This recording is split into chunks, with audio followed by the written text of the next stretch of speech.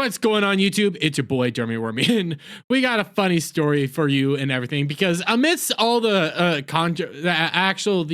ramifications of the strike and everything like that, because of what happened throughout the strike, a lot of the streaming services and Hollywood in general are having to cut basically a third of the content. Netflix, for example, is cutting 100 shows following the writer's strike, because they actually need to have shows now that are producing money and revenue and that people are actually watching. One of the downsides to the actual strike itself, they can't just be shipping out money left, right, and center anymore because of all the ramifications of it. Funny how that happens. Well, because of that, you know, we had the announcement that Netflix will be streaming WWE Raw, and they got a $5 billion deal for it. WWE did for all this. And the reason behind this is because this is guaranteed content. This is guaranteed works. This is something that's always going to be put out there.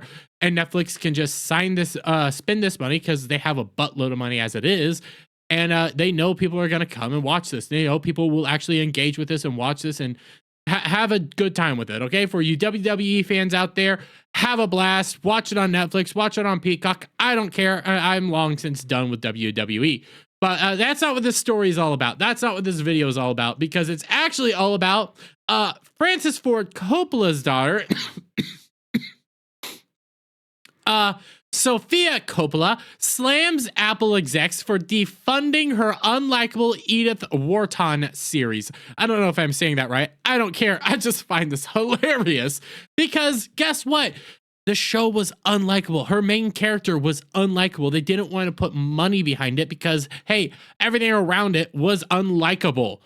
Okay? And trust me, there's going to be some fun parts to this, but director Sofia Coppola says Apple executives axed her small screen adaptation of Edith Wharton novel because the idea of an unlikable woman wasn't their thing. No, what it really was the idea of an unlikable protagonist that people aren't going to be able to connect to, people weren't going to actually like, maybe the story wasn't good, whatever.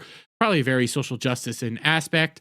Yeah, people weren't gonna sign up to go watch that. This is starting to become a whole money situation that is going on here, that you need to show evidence that people will come to the movies, come to the app streaming service, sign up, and that will make profit. People actually don't really want to see a girl boss all the freaking time, and an unlikable girl boss at that.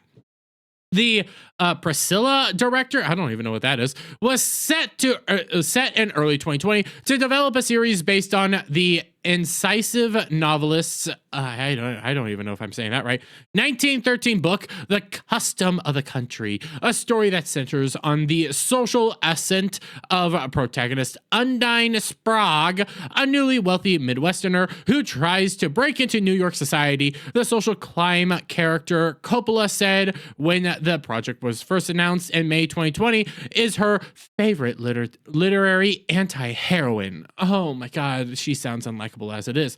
The Lost in Translation Oscar winner would write and direct the Prestige series for the streaming service, but as she recently told the New York Times, the executives didn't want to spend money on the 5-hour project due to issues they had with the unlikable lead. But that's what I'm saying about who's in charge, she said. Representatives of Apple didn't comment. The Virgin Suicide director, Godfather filmmaker, blah, blah, blah. The people in charge of giving money are usually straight men still. She added later, if it's so hard for me to get financing as an established person, I worry about younger women starting out. It's surprising that it's still a struggle. She later on goes to say it's surreal, saying, I'm still fighting to get movies made and getting budget cuts. I don't think I'm professionally treated in the way what I am when I encounter these younger people. Oh yeah, cry harder, cry harder. Listen. The funniest part about this is Sofia Coppola is a rich, spoiled brat.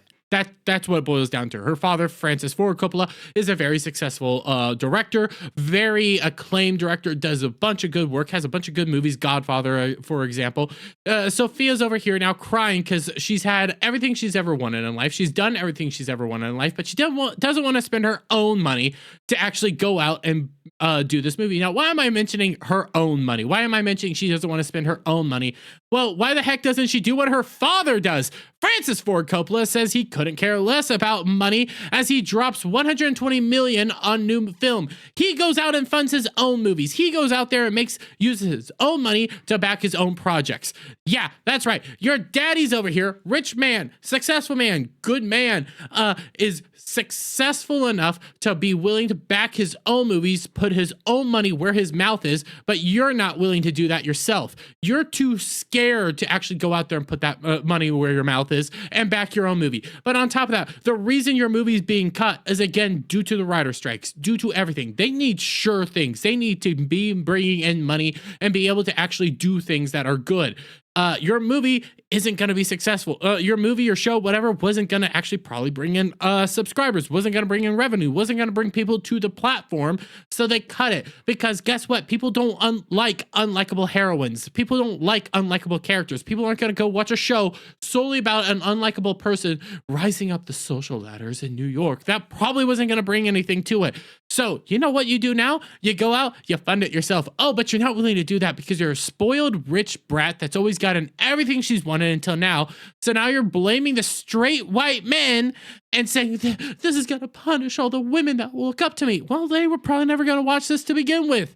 Nobody was going to interact with this. Nobody's going to engage with this. And I'm sitting here laughing at you because you thought that, I'm laughing because you're now realizing that nobody likes your content. There's going to be more examples of this. There's going to be more iterations of this where you're having companies come out and, they're not going to sign off on everything. They're not going to be signing up for the 10 guaranteed episodes of something they've never watched. They're going to actually have to start looking at this. They're going to start engaging with this, and we're going to get less shows and more people coming out here saying they don't want my unlikable character and I'm too poor to put my own money behind it. It's gonna happen, and it's gonna be glorious to watch Hollywood tear itself apart because all they put out is garbage. So I'm gonna leave it there, guys. Let me get you guys' thoughts on all this down in the comments below. If you like this video, please give it a thumbs up, share it out, friends, hit that subscribe button, hit that notification bell for every time I put out a new video go live, and I'll see you all on the next one. Bye for now.